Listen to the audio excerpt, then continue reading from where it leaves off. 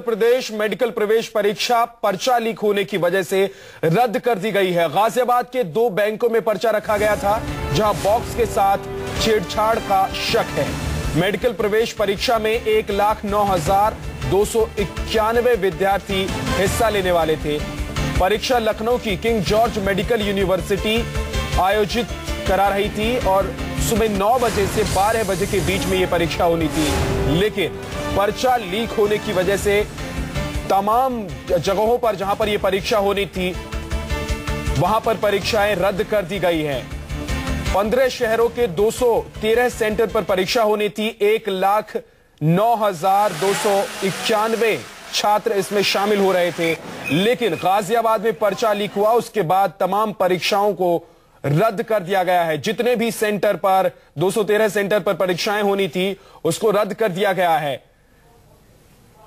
पीयूष गौड़ हमारे संवाददाता हमारे साथ जुड़ेंगे, उनसे हम बात करेंगे, जानकारी लेंगे कि किस तरह से गाजियाबाद में पर्चा लीक हुआ। लेकिन जानकारी आपको दे दें कि 9 बजे से 12 बजे के बीच में यह परीक्षा होनी थी, जिसको अब रद्द कर दिया गया है। सीपीएमटी की यह परीक्षा थी और इसमें 1,09,000 से ज्यादा स्टूडेंट्स हिस्सा लेने वाले थे। 15 शहरों में यूपी के ये परीक्षा होने जा रही थी। हमारे संवाददाता अशोक तिवारी हमारे साथ जुड़ गए हैं फोन लाइन पर।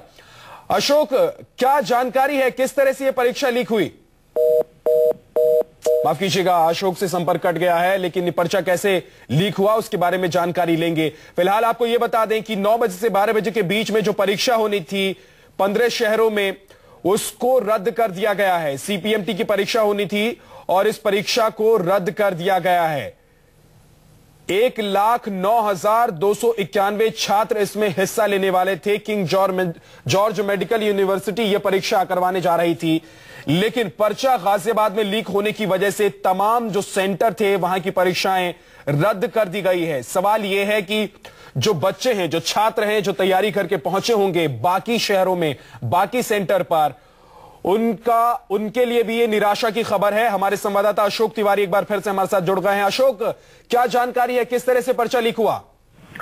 देखिए विद्या, मैं आपको बताऊं कि आज उत्तर प्रदेश में सभी जो सरकारी मेडिकल कॉलेज और चिकित्सा शिक्षा संस्थान है उसमें प्रवेश के लिए कंबाइंड प्री मेडिकल टेस्ट यानी सीपीएमटी की परीक्षा आयोजित की गई थी। और कल ही गाजियाबाद में इलाहाबाद बैंक और एसबीआई में जहां पर पेपर के पर्चे रखे गए थे उसके निरीक्षण के लिए वहां के जिलाधिकारी जो है वो गाजियाबाद गए थे और वहां पर उन्होंने जो बॉक्सेस है वो फटे हुए पाए और उन्होंने इस बात का अंदेशा जताया कि शायद इसका पर्चा लीक हो गया है। इसी पूरे मामले को लेकर उन्होंने कल ही शासन को इस पूरे मामले से अवगत करा गया था। बाकायदा लिखित में उत्तर प्रदेश शासन को इस मामले में जानकारी दी गई थी और उसके बाद जानकारी के बाद शासन की तरफ से यह आदेश दिया गया है कि फिलहाल पूरे उत्तर प्रदेश में। अशोक, सवाल यह है कि जब बैंक में सुरक्षित तरीके से यह पर्चा रखा गया था तो फिर उसको आखिर किस तरह से छेड़खानी उसमें कैसे हो गई? आपके पास आऊंगा अशोक, आप बने रहिए हमारे साथ।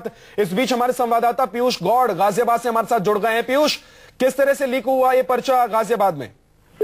देखिए, आपको बता दूं कि गाजियाबाद में 2 बैंक्स में ये पर्चा जो है रखा गया था और ये पता चला है कि डीएम और एसएसपी ने इन बैंक्स का दौरा किया और वहां पर ये पता चला कि जो एग्जाम बॉक्सेस हैं, जो पेपर जिन बॉक्सेस में रखा हुआ है उनमें टेम्परिंग हुई है, कुछ की सील जो है खुली हुई पाई गई है और निश्चित तौर पर इससे साफ तौर पर ये माना जा रहा है कि एग्जाम जो है वो लीक हो गया, पेपर जो है वो लीक हो गया और इस वजह से रिपोर्ट जो है शासन को भेजी गई और तुरंत कार्रवाई कैसे हुई?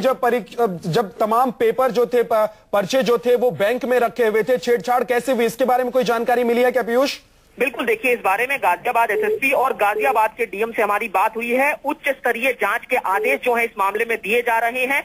जाहिर तौर पर दोनों बैंक्स में जो कर्मचारी इस बॉक्सेस के लिए, सिक्योरिटी के लिए जो मौजूद थे, जिनकी निगरानी में ये एग्जाम पेपर्स रखे हुए थे, उन पर भी कहीं ना कहीं सवाल उठेगा कि आखिरकार कैसे ये पर्चे जो है लीक हुए हैं और इसका असर न सिर्फ गाजियाबाद पर पड़ा है बल्कि पूरे उत्तर प्रदेश में सीपीएमटी की परीक्षा पर इसका असर जो है